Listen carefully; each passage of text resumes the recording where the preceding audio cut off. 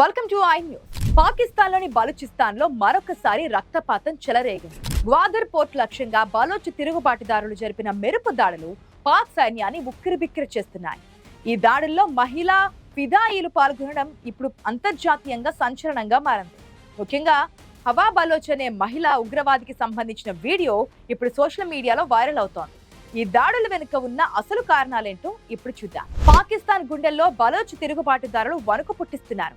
Operation Herof పేరుతో Balochistan liberation army చేపట్టిన రెండో విడత దాడులు పాక్ భద్రతా దళాలకు కంటి మీద కునుకు లేకుండా చేస్తున్నాయి.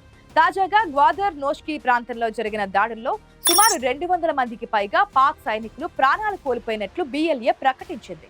అయితే ఈ దాడుల్లో అందరినీ ఆకర్షించింది మాత్రం మహిళా ఫిదాయిల ప్రమేయం. హవా బలోచ్ గ్వాదర్ దాడిలో పాల్గొన్న ఈ మహిళా ఫిదాయి తన ఆత్మాహుతి దాడికి 12 గంటల ముందు ఒక వీడియోను విడుదల చేసింది. భారీ ఆయుధాన్ని చేతబట్టి చిరునవ్వుతో కనిపిస్తూ ఆమె ఇచ్చిన సందేశం ఇప్పుడు చర్చనీయాంశంగా మారింది.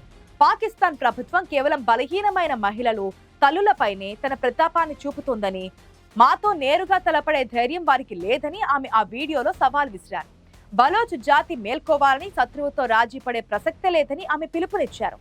కేవలం హవా బలోచ్ మాత్రమే కాదు, హసీఫా మెంగల్ అనే మరొక మహిళా ఫిదాయి కూడా నోష్కిలోని ఐఎస్ఐ హెడ్ క్వార్టర్స్ లక్ష్యంగా దాడికి దిగింది. బిఎల్ఏకి చెందిన మజీద్ బ్రిగేడ్ ఈ ఆత్మాహుతి దాడులకు బాధ్యత వహించింది. ఒకప్పుడు కేవలం గెరిల్లా దాడులకే పరిమితమైన బలోచ్ తిరుగుబాటుదారులు ఇప్పుడు మహిళలను కూడా ఆత్మాహుతి బాంబర్లుగా మారుస్తూ తమ వ్యూహాన్ని మార్చడం పాక్ సైన్యానికి పెద్ద సవాలుగా మారింది.